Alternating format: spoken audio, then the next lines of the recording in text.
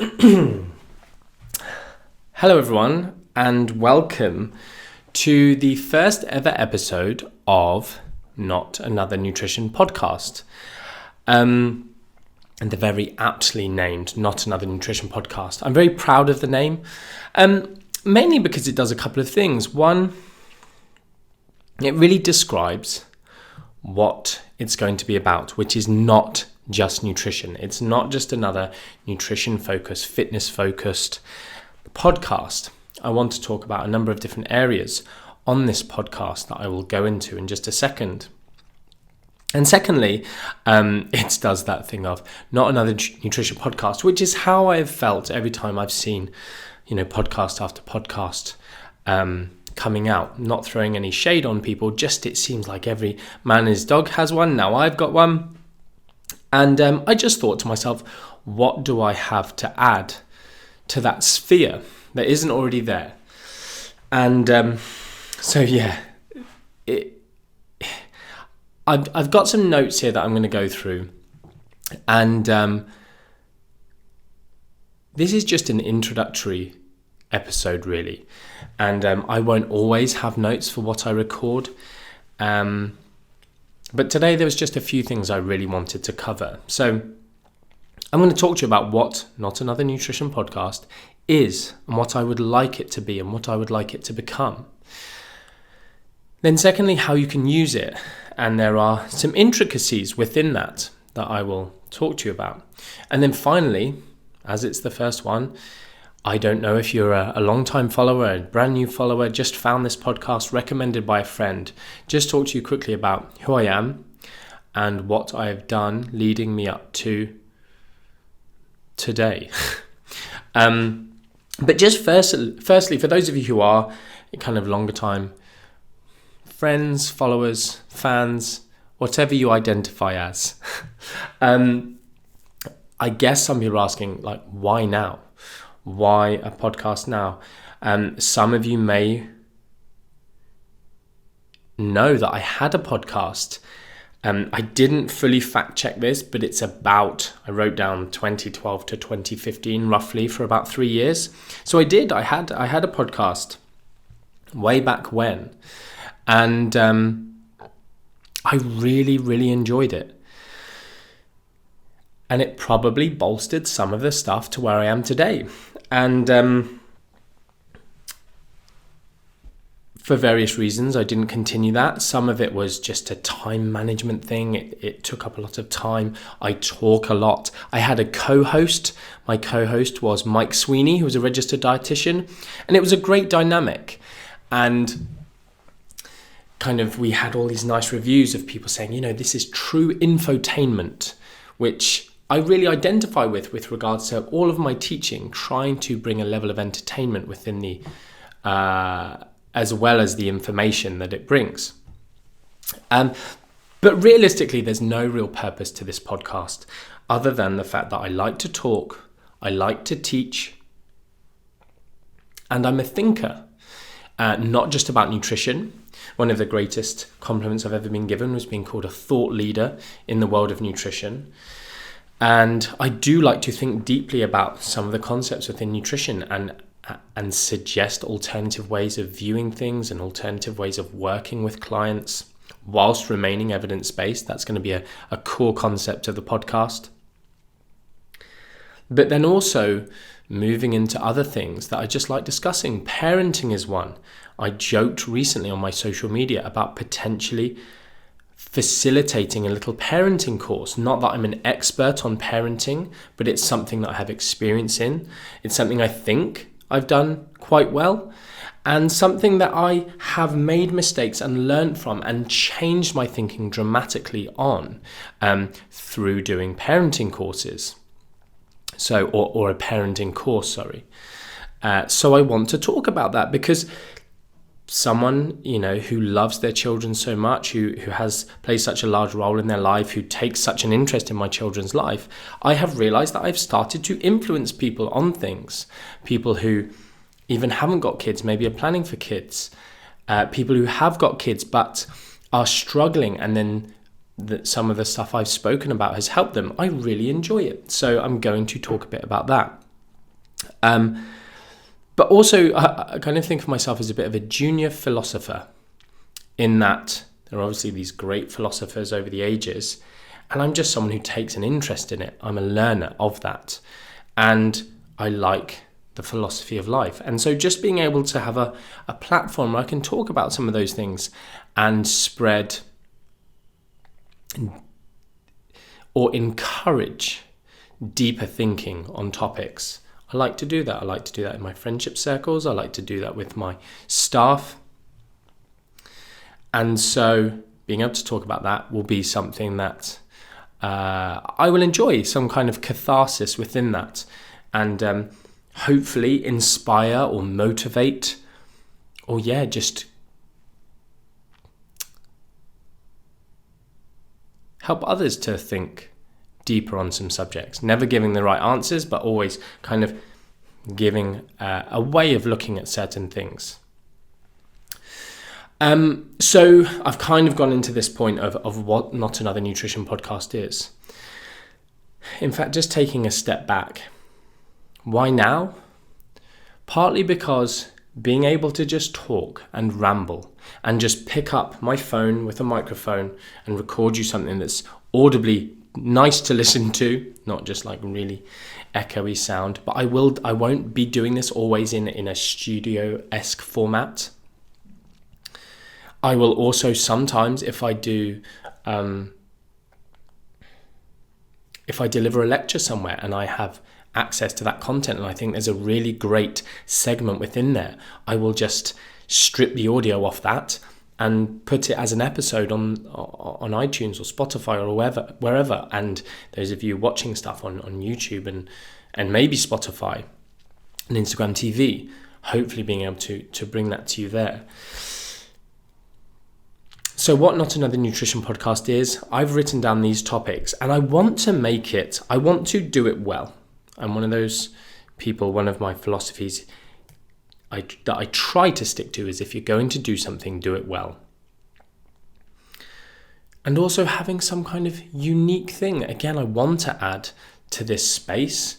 And so one of the things I'm going to bring to that is just well-formatted titles of episodes, and so that you can navigate the information. So if it is a parenting episode, it will say, hashtag 15, episode 15, number 15, parenting, and then the title. So that if you are someone who particularly follows me for a certain type of information, nutrition, parenting, business, careers, self-improvement, I will put those are the kind of the first 5 that I have come up with,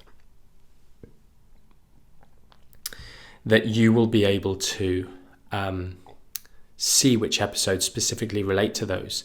So the business and careers aspect, I do not believe that I'm a business expert, but I have been successful in running multiple businesses in one particular space. And I've made mistakes and I have had great successes. And so I have also mentored, nearing thousands of other professionals. And so through that, being a deep thinker with all these things, being a generally reflective person and remembering stuff, and someone who's very interested in the economic side of things, the finance side of things, the marketing side of things, I really, really enjoy these things outside of nutrition. And, I taught myself most, growing a business kind of single-handedly, and not being, making the mistake of not delegating out or getting consultants, etc. in and doing it all myself. It's a mistake, but also a blessing, because I was so interested in those things. So where business and careers collide, and on top of that, not just business of running a business, but there will be, I'm not sure how I'm going to do this yet, but for those of you who are nutrition, health, fitness professionals, sometimes I will talk about being a practitioner.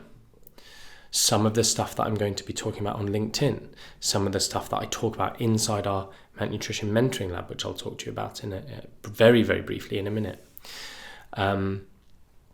And then the self-improvement side of things. That's something that I'm probably most excited about. And actually, having only just recording right now, my first ever episode, I've already got about 4 or 5 already recorded episodes that I would call self-improvement. So I need to get some nutrition ones on the go too. And, one of them is actually parenting, nutrition, and self-improvement-esque content all in one. Self-improvement is not the best title, but I'm struggling to come up with anything better. So feel free to shoot me something if you think of something. But it'll contain, things on confidence, self-esteem, presentation skills, mental health, all things I like to talk about, have thought a lot about, have experience with, and so it's just an avenue to discuss those things. So moving on to kind of how you can use the podcast. As I've said, there will be video of most episodes. I plan to do, no matter where I am, at least have some sort of video. Some of them I will do my very best to have captions, subtitles, captions, closed captions on them. Words on the screen that you can read if you do not have the video on. So on YouTube, Instagram TV, and maybe Spotify. I haven't got that far yet with understanding how that works. But obviously the audio versions on iTunes and Spotify and other kind of Android-based apps, Stitcher, etc. Anything that you use desperately, SoundCloud, that's another one that we'll definitely be doing. Anything that you use that you can't access, again, please prompt me and we'll get that sorted, myself and the team. One of the things that I am most excited about, and I think will be most proud of once we release the podcast, is that we are going to time point the episodes.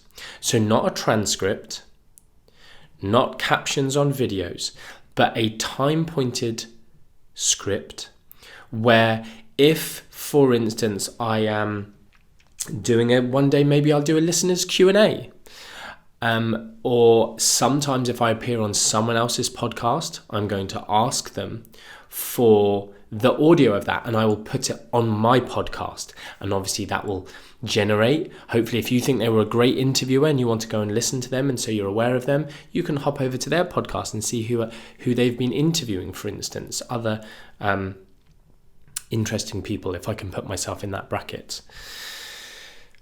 But what I'm going to do is I will go to the extent of time pointing every question I'm asked on every podcast. I will, on each episode that I record independently, time point.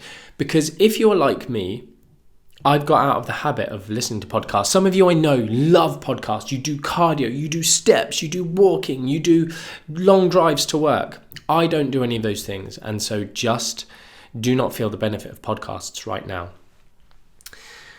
But for me to have something time pointed where a specific question is answered that I want to know the answer to have the, 18 minutes, 32 seconds, go and listen, you get the answer, would be super helpful. So I'm going to do that. So you'll be able to search every episode in that way. I hope that's of some benefit. On something like YouTube, you'll literally be able to click the number and it'll take you there. You won't even have to navigate.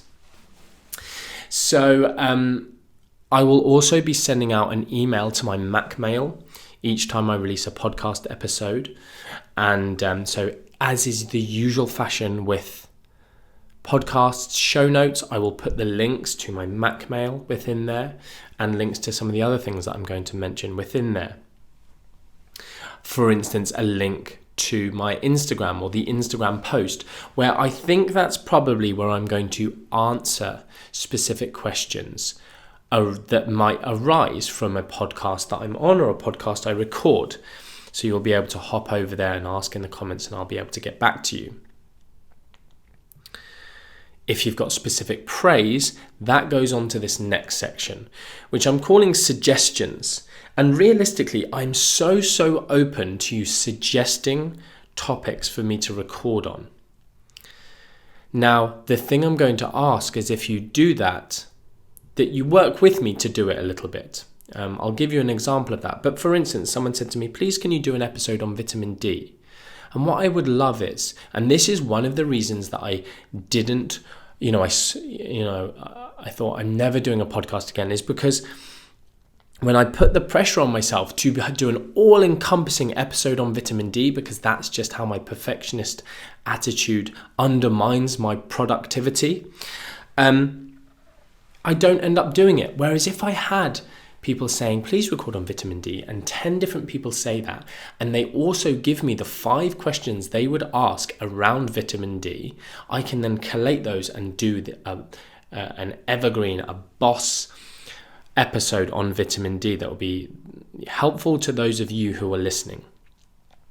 So in the show notes, I'm going to link to a form that you can fill in, that you can literally write, this is my suggestion. You can leave contact details if you want or not, so I can contact you and ask you about that question. There will be an area where you can literally write your 1, 2, 3, 5, 10 questions on that topic, that I can then record a podcast episode dedicated to that.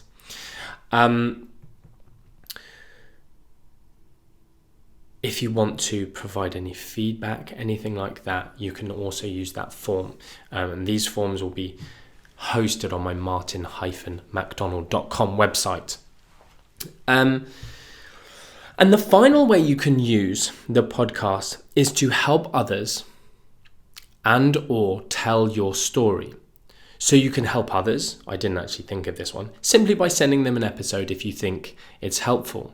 And that's what I want to do. Very often people say, what would you say in this situation? Well, if I can record you a 5 to 10 to 20 minute episode that answers a very specific question that you can just say to a friend, listen to this. It's not going to be an hour long one because no one's going to listen to that. But I'll try and be as succinct as possible.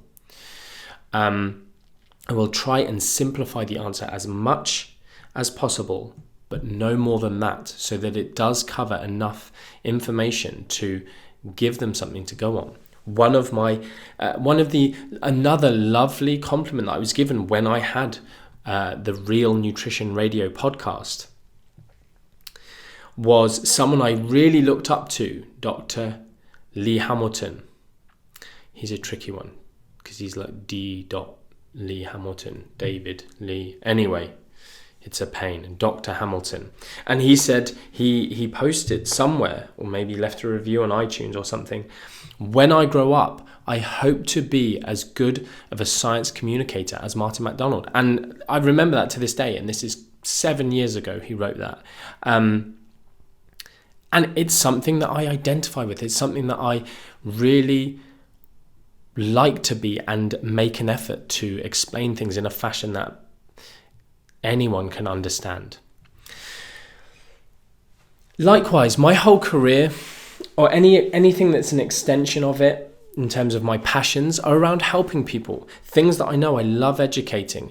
I know that lots of you will have stuff that you have learnt and you know, or you've done, and you're the same as me. You want to tell others because you want them to have this eureka, this aha moment, this epiphany around what might be holding them back because it was something that held you back.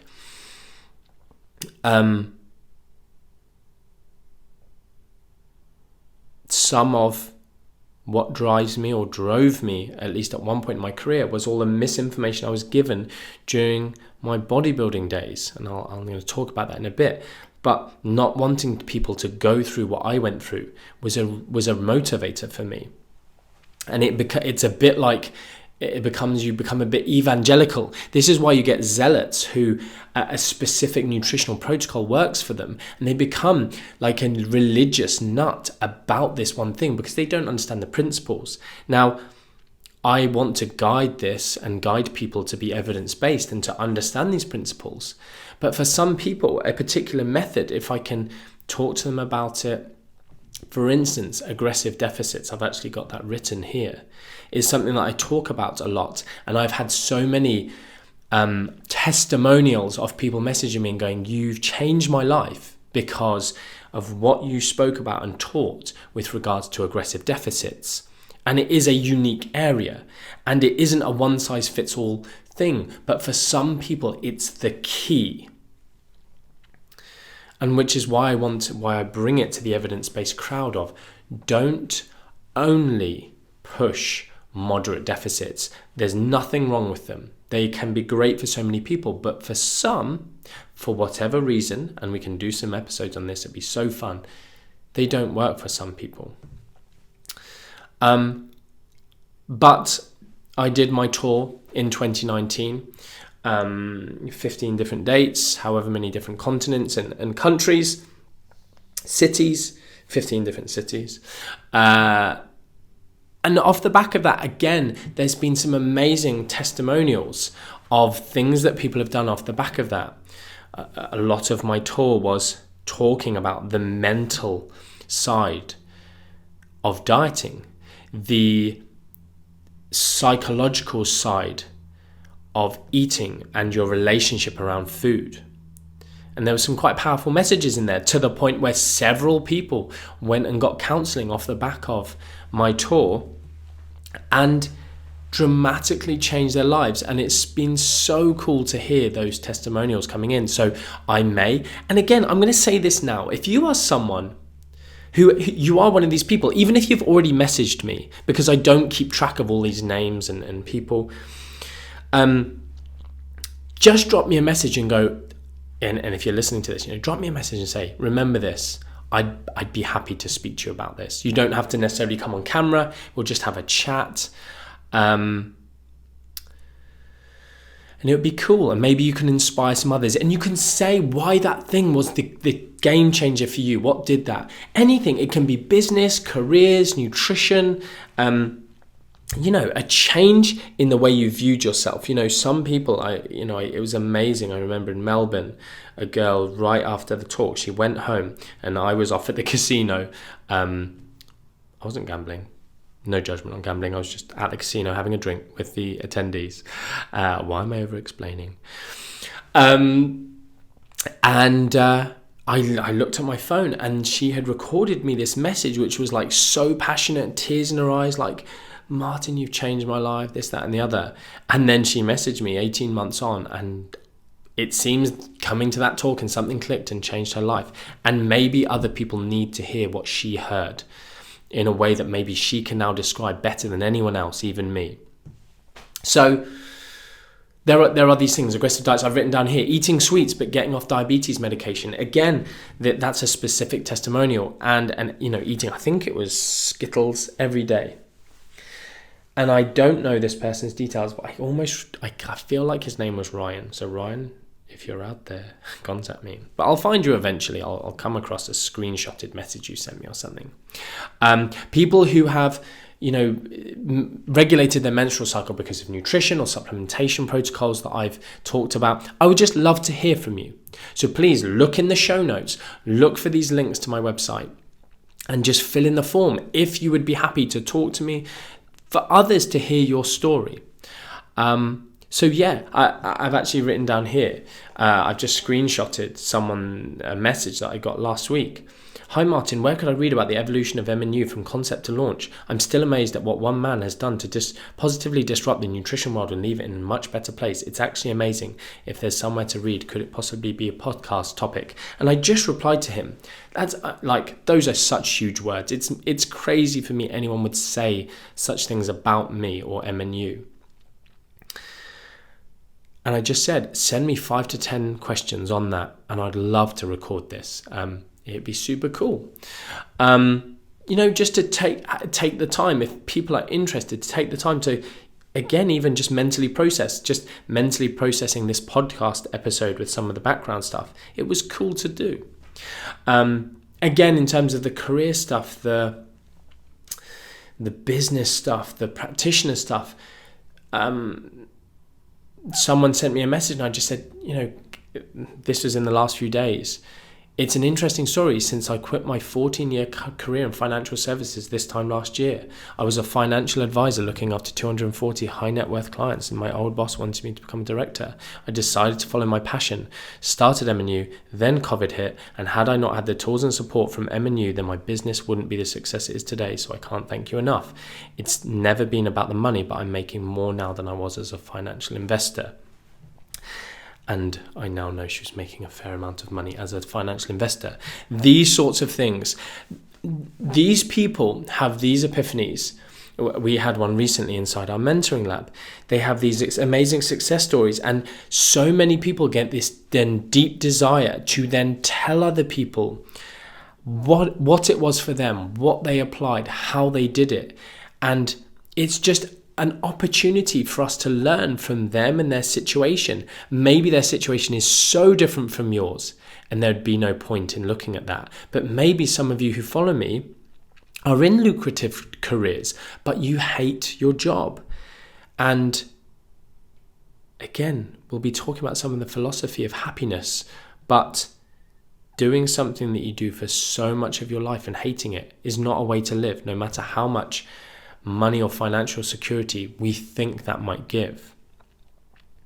So these are some of the things. If you have any of these stories specifically related to, that obviously I can interact with, there's amazing stories out there that are fantastic. I follow some super cool social media accounts that just promote good and amazing things, but obviously I'm talking about stuff related to my tour, my social media postings, anything, if I've helped you in a DM or whatever and it's made a difference, it's cool to hear. And especially if it's going to help others have something actionable. Okay, cool. I'm just going to finish with a super fast who am I? So that it just gives you an idea of what I might be able to talk with, some of my experiences. And just position things for the episodes ahead.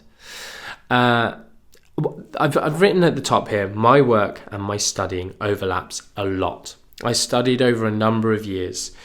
And so if it seems confusing, it probably is, because I'm not going to give you exact dates because it's not interesting. I'm just going to give you headlines. I have a degree in sports science and 2 postgraduates, one in clinical nutrition and one in sport and exercise nutrition. I did my sport and exercise nutrition masters part-time, and at the same time was lecturing, and at the same time was doing night classes to become a qualified higher education lecturer. Some of you will know it as a diploma in teaching in the lifelong learning sector. I did that and another qualification over 3 years of night classes. And the kind of sad thing in this is that during that time is actually when my dad died. And I feel like that's a hugely defining moment for me in many ways. Many of it bad. I feel like it changed me a lot as a person, and only recently do I feel like I'm fully getting back to who I was before that, so many years ago. And but in some ways there were benefits that came out of it. I did close off from the world massively, but I read and read and read and read and read and read and studied and used the internet for what the internet is great for, just consuming an enormous amount of information. And I feel like it did make me somewhat of the practitioner I am today, and the level of knowledge I had or have. It's one of those things.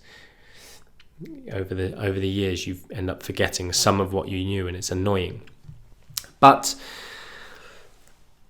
also during that time, I competed in natural bodybuilding, as I mentioned earlier, and ended up doing that for 5 years. And loved the physical endeavor. I've always loved training. I've always loved exercise. I snapped my ACL playing, completely ruptured. I'm completely ACL deficient in my left leg. And And that's a whole nother story about how I was given bad advice not to have it repaired, etc., which I'm to this day still sad about. Maybe I'll get it repaired, who knows. But again, that happening led to me training a lot more, got me into the gym a lot more, and ended up competing obviously in my first natural bodybuilding show.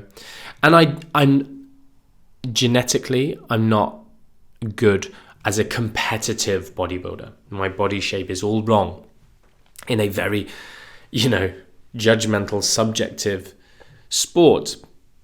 Anyway, I won't go into that. If you're not interested in bodybuilding, it's not interesting. But it was amazing to see how nutrition and training was able to change my body and how I felt. And I learned so much through that process. Again, going way back, got my first weight set when I was 12. I've spoken about this on social media again. I saved up money for a long time to be able to afford the extortionate Arnold Schwarzenegger's Encyclopaedia to bodybuilding. It's funny, as this was me as a kid. I was obsessed with muscles and the origins and insertions of those muscles and just their amazingness. There was something that I was just in awe of and learning about them and how the body functioned. And then I started to get interested in health and then fitness and all this kind of jazz. So sometimes when people kind of see me posting my funny tricep photos, again, they're like, oh, it can seem something that it's not. I'm interested in training for many other reasons other than the way it makes you look. And also this idea that I think my triceps must be amazing, when I'm very, very aware that in the grand scheme of the world of bodybuilding, they are nothing special. It's just the fact that they're inordinately good for someone who trains so badly with so little, with so much lackluster. That's changing though in 2021. Anyway, I'll move on. It led me to this career or this period of learning so much about myself, physiology, nutrition, all of this jazz. Work-wise, again, going all the way back, I started working when I was 15. Illegally. Bad, isn't it? I worked in pharmacies for 5 years. And again, a very interesting time. A lot of learning happened whilst working in pharmacies. And I stacked shelves in Asda. I was then a minimum wage gym instructor, give or take minimum wage, for the next 12 years, I think, give or take. And so if you put the timeline on this, I was a very successful, not in the grand scheme of things, but just I was a successful, businessman. I had a successful, thriving, world-known nutrition consultancy whilst I was still a minimum wage, essentially glorified cleaner, not a personal trainer even, level 2 gym instructor we're talking here. I was also lecturing at the highest level. I was on TV working with celebrities whilst also a gym instructor. I don't know why I kept it on for so long. It was just a nice thing. I had friends who worked there. I was not arrogant enough to think I was above wiping benches and putting people's weights away. It was nice. It was a cool atmosphere. It didn't really feel like work. Again, the reason I point that out is just an interesting insight into potentially how some people view me or how people tend to view other people on the internet, what they see. And what they don't see sometimes is very telling. So I did that.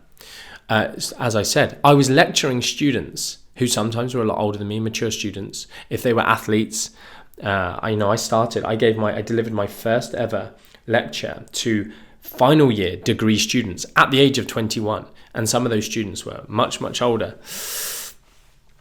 And they would then see me in the gym putting their weights away. So it's an interesting dynamic. It's humbling in a good way. I haven't actually written this anywhere on the slides. I also, most of my life, volunteered in creches. I love babies. I always have from being a tiny young boy. My mum was a very over familiar human, I guess, back in that day. it was normal, but we would literally be talking to people, maybe at like a mums and toddlers thing or something, and she would just go, can my son hold your baby? And I was like super awkward, but at the same time deep down was like, yes, I love babies, and so I'll just hold babies. And then all through my life I just got a name for myself in friendship groups, that if someone had a baby and it was crying, they would just give it to me, and for whatever reason it would always calm down, go to sleep. It was like my gift, and I just love babies, and I did that until Ollie was born. I haven't written that in here, I completely forgot it, but again, I guess it just shows you where some of the parenting stuff comes from. I was an extremely confident first-time parent, and I also had gone on a course that had paradigm flipped how I thought I was going to parent my children, and which has succeeded to a huge extent to this day. It's, some people go, oh, how do you feed your nutrition? And it's so much, feed your children. It's so much more than just that in terms of the parenting stuff that I want to talk about eventually. Anyway, where was I? I lectured at universities for a long time, many years. I was the BSc lead for the BSc Nutrition at one institution. I then went on and wrote the entire nutrition program for another institution, and then that went so well that they then wrote another year's worth of content because the students wanted it so much, moving up in their studies. I've guest lectured at several universities. I love lecturing. I love public speaking. It, without a doubt, is one of my passions, that there is nothing more that fills my cup as much. Being on stage, educating and entertaining. I just love it. I feel super blessed. I still have a screenshot of when I first said, one day I hope to be able to make a living public speaking. And obviously when I did my tour, there was nothing from a business perspective. I didn't need to make a living from doing that. I make my living from running a business or a few businesses. So I wasn't even having to do it as a living. I was just fortunate enough to be able to travel the world speaking and have thousands of people come hear me speak. It was, a lifetime highlight, career highlight doing that, and something that I wish to carry on doing more. Another little interlude I just threw at the bottom here. Excel Labs was my supplement company. I don't know the exact years, but it was like 2007. For those of you on audio only, I've just hit over a picture frame. If you do just listen to me on audio versions, you should just go look at my little setup. It'll probably progress over time. But yeah, I had a supplement company. It was supposed to be the world's first purely evidence-based supplement company. We were the first ever company to have a batch tested, because I was specifically in the performance nutrition, athletes world at the time. Batch tested standalone beta-alanine supplement. And lots of the top Olympic athletes at the time, because we were based in Loughborough, were using that. There was other products as well, but I sadly don't have any left. This was actually Mac Omega-3, Omega-3 fish oils. There's my little face on the tub. Anyway, someone asked me just recently, do you think there's space for a truly evidence-based supplement company? And I said, you know what? It would be a soul-destroying failure. Because maybe we can talk about that in another episode, but people want to be sold a lie.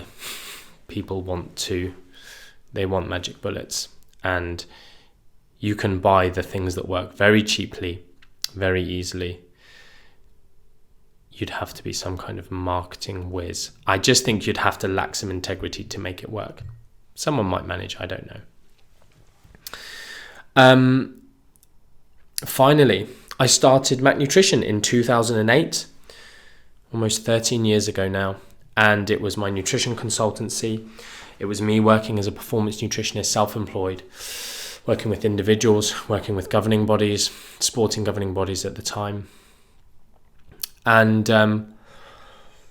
helping individual athletes, I was the head of the England Swimming Nutrition Program. So I wrote all of the content that was delivered nationwide on that program. Some of the world record holders to this day studied nutrition that I wrote, these are just nice things. I very much doubt I played. But even if I played 0.0001% in their success, I'm happy. England Athletics, the education program, I was the area lead for that. I was at Derby County Football Club for 5 seasons. That's for those of you who are worldwide, professional football team, soccer. And again, I learnt a lot from those situations. I saw some really interesting things, and I learnt a lot from those situations. And maybe I'll tell you some stories about that in future episodes. And then one of the things I'm probably most proud of is my work with British Weightlifting. I started working with British Weightlifting as the head nutritionist, only nutritionist, I think in around 2008, 2009. And probably 2009. And 2008, because it was I think it was that Beijing. They had just finished Beijing. And then I worked with them towards London 2012 and 2016 Olympic Games in Rio. And I did, the Commonwealth Games in Glasgow and multiple World Championships. And it was such an interesting time for me as a practitioner, nutritionist, working with these amazing athletes. And I feel like I should name some of them, and then it just seems unfair to others. But lots of you will know Sonny Webster. It was an absolute privilege to work with him from, I think he was 14 when we first worked together. And to kind of know him, like he's obviously a super megastar now. And just everything that he's achieved today is, I could have told you it was going to happen then. Not necessarily in the way it happened. Obviously, he's gone through some hardships where he was treated unfairly, but everything that was in him then is him now. It's super cool to see that. Zoe Smith, obviously, amazing athlete, super interesting working with her over so many years. Again, she was a similar age, 14, when we started working together, and worked with her again on some really cool projects into different weight classes and those kind of things. And this actually leads into what I'm going to talk about a bit. Ali Jawad, world record holder, I believe, at one time, Paralympic powerlifting.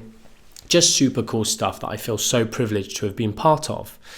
And that kind of led to one of the things that we did, which is jumping ahead a little bit, but we wrote, over this time, my self-employment became, I was putting out some content, and online, I wasn't a highly invested social media presence, but I had a website and I had a Facebook page, and I started to use Twitter, and then I moved on to LinkedIn before it was cool. You can find thousands probably of posts, comments, in these quacky nutrition groups when I was trying to teach people what evidence-based nutrition was, wasting my time for no gain. It's called passion. But we grew, and I started to employ people, and so Sarah Duffield, my kind of head of nutrition, essentially the MD of MNU, Mac-Nutrition Collective, we wrote this weight making workshop. And the claim to fame of that is some of Conor McGregor's team came on that weight making workshop. And before one of his big title wins, I think it was the big one. I'm not a big follower of the UFC. But then they came back and said to me, I didn't know who they were at the time. They were just sat there. And in all their Irishness glory.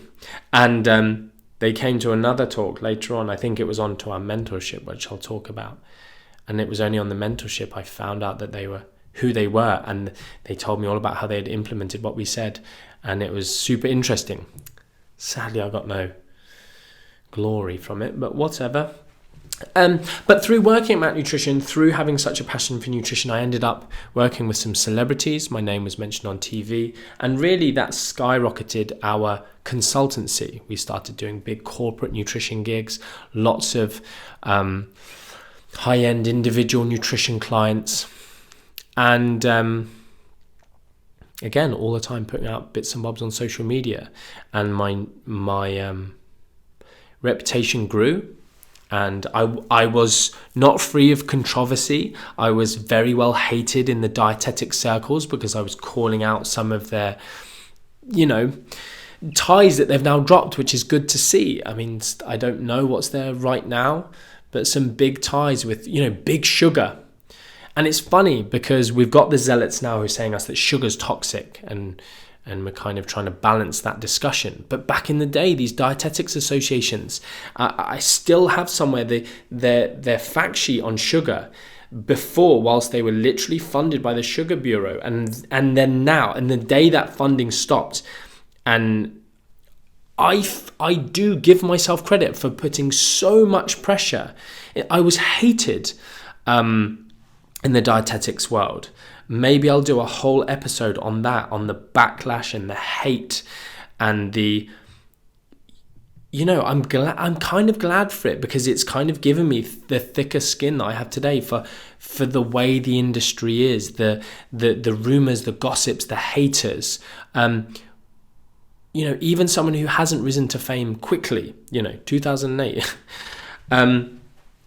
you just get hate for having a name and putting your head above the parapet. But yeah, the extent that these big associations, national associations would just basically targeted on me, little old me. I was a nobody, really. I still am a nobody. So it was funny. So yeah, I give myself some credit for changing some of those things, and the way that they were so anti-fat. And now we're in this paradigm shift of people going towards, being anti-carb. It's amazing to have been around long enough to see these shifts in how these dietetics associations and everyone else is acting. So yeah, my reputation grew. I was outspoken, sometimes too much. I've said this elsewhere on other podcasts. There was a time where I was fueled by bitterness, anger, personal sadness, and it wasn't a good time. What I was doing was maybe okay, it was legitimate, but it was fueled for the wrong reasons, and there was a lot of negativity in me, and but it did a lot of good. If I can see my footprints, my stamps of where the industry has changed because of me, and I feel super proud. And I know that probably how that sounds to some of you is a bit like, oh, look at you. I don't think I'm better than anyone else. I just have done these things for a long time. And if I didn't, then that's fine. I know I did. So, last little bit. In about 2013, we had this idea for a mentorship. And this is bringing us up to present day, and I'm about to finish. We had this idea of doing a mentorship. I felt I'd had a small amount of success, and I'd taught myself search engine optimization, marketing. I had created a consultancy. I'd created packages. I'd all from scratch with no mentoring, all myself. Sounds like that Snoop Dogg speech. I'd like to thank me for working, having no days off. I'd like to thank me for being me. So sorry for that, but it is a little bit of that. But essentially, wanted to help, wanted to teach, and actually it was specific to more nutrition graduates and sports science graduates who wouldn't have been given any of this stuff that I now knew. And so, it's like the original mentorship in a way.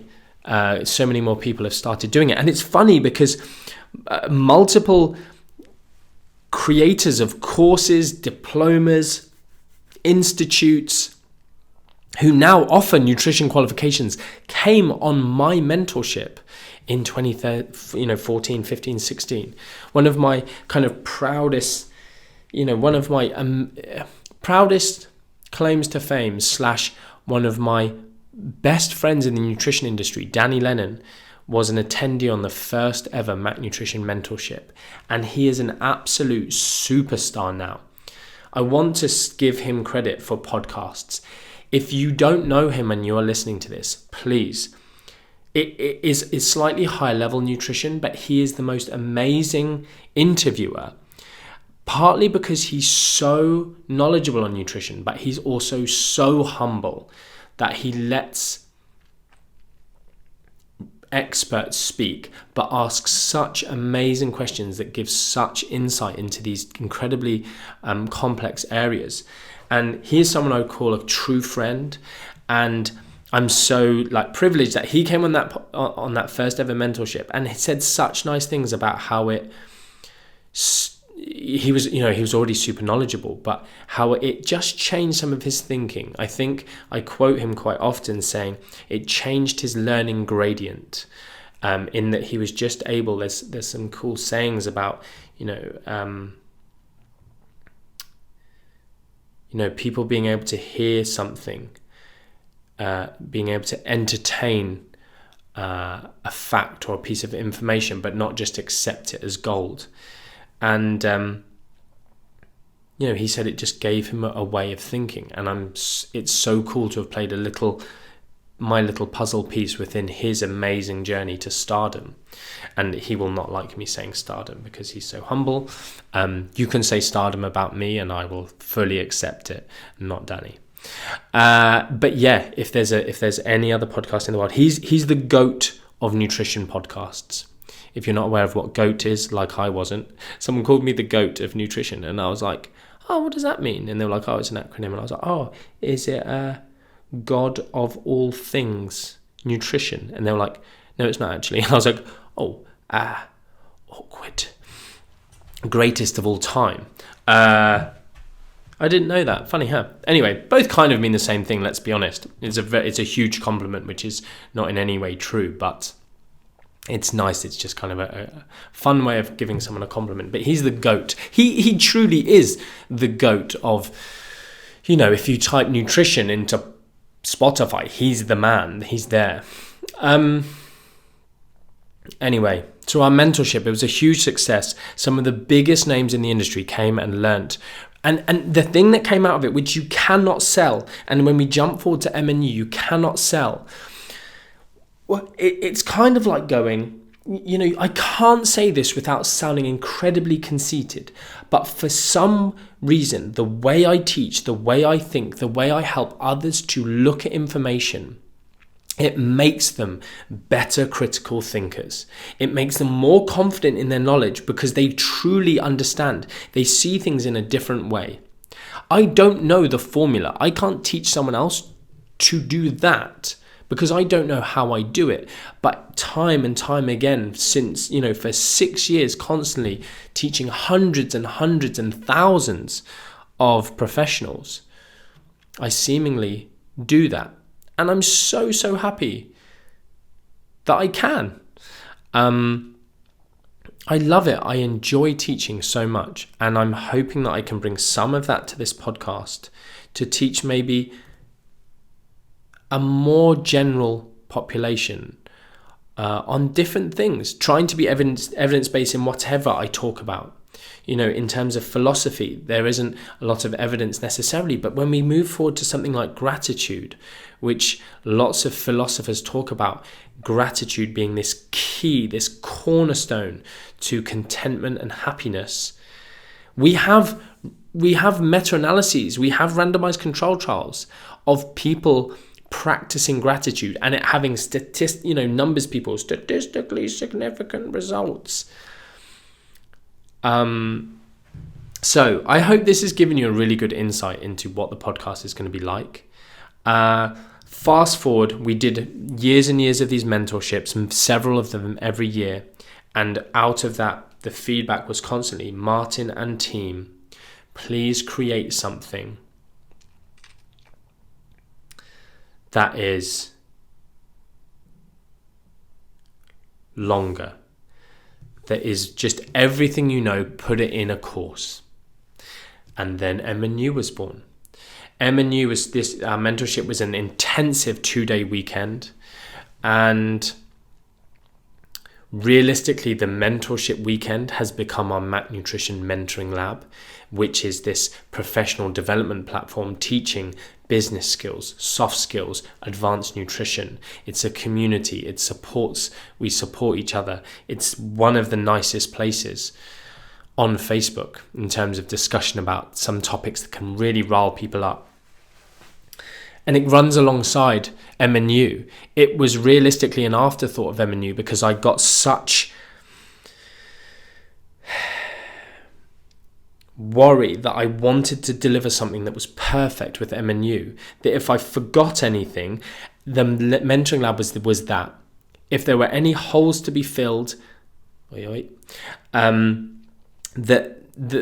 M&U hadn't given people exactly what they needed to be successful and confident and practice with integrity,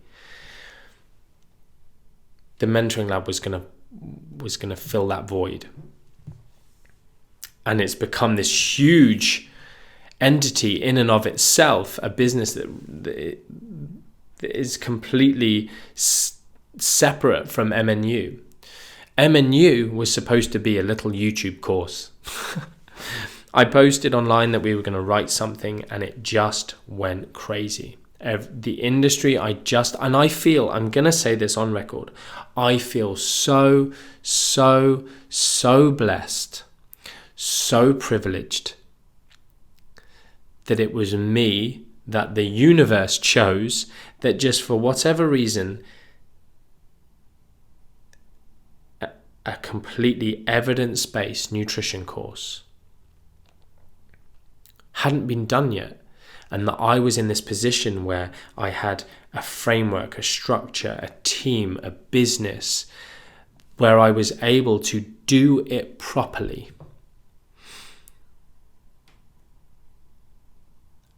And all that M&U has now afforded me, the people I've been able to meet, the financial security, it's never, ever been about the money for me.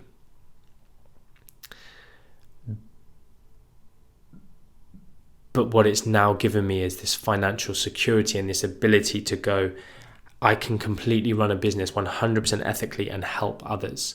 We can do stuff for charity. We can create experiences for people without worrying about profit margins.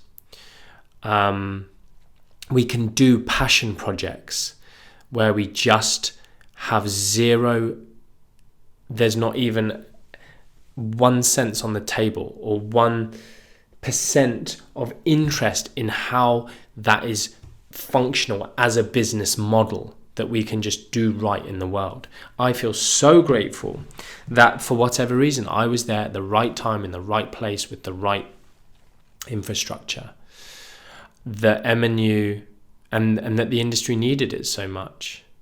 There were brilliant nutritionists out there, super well known, great followings, but they maybe didn't necessarily have the infrastructure, the team around them, the fact that we are so pastoral in what we do, the support. So that's M&U. The industry wanted it. Hundreds and hundreds and hundreds and hundreds of people. Is this going to be the best thing ever, etc., etc.? And I was like, oh no. It's not going to be that. Stop saying that. And as the story goes, I worked with my last ever client. I can maybe talk about that separately. I've talked about that on the podcast elsewhere. And I didn't want to work with him as a client. He was a referral. He said, charge me as much as you want. I want to do this, essentially. And I said, I want to close my consultancy for 6 months and write a nutrition course, and wrote that figure down on a check, on an invoice or whatever. And he paid it into my account within an hour. And we closed our consultancy and we wrote M&U. And during that time, we wanted an expression of interest. We started investing in these, academic grade platforms. It's still a discussion to this day of how many tens of thousands of pounds we spend on our education platforms, because we're using stuff that the biggest universities across the world use, despite the fact that we're this tiny little nutrition course. But we put out an expression of interest, and we filled 3 intakes full, an intake 3 times over, with expressions of interest, of payment, down payments, which gave us the funds to then make it what it was. To do it really, really, really freaking well.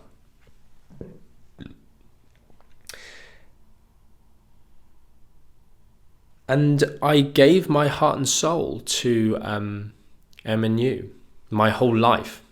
I lost lots of friends, relationships to it. I think I would do things differently again if maybe I had the chance. But it's one of those things that many business owners will know. When it just goes, there's no stopping it. And maybe it just would have failed had I not just given it that much of myself.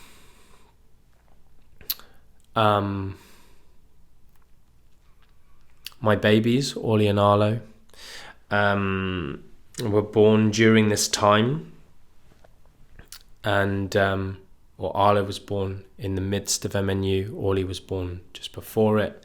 I was fortunate enough to be not too overworked with Orly, and I was, super glad to spend every single day of the first 2 years of her life with her. I don't think I had a day away from her.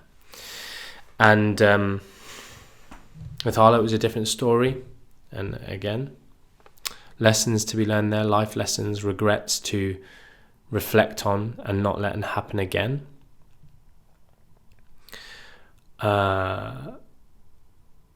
And things that I want to pass forward to people, hopefully through things like this podcast, because lots of things I just wish I had been told by someone else, by someone I respected.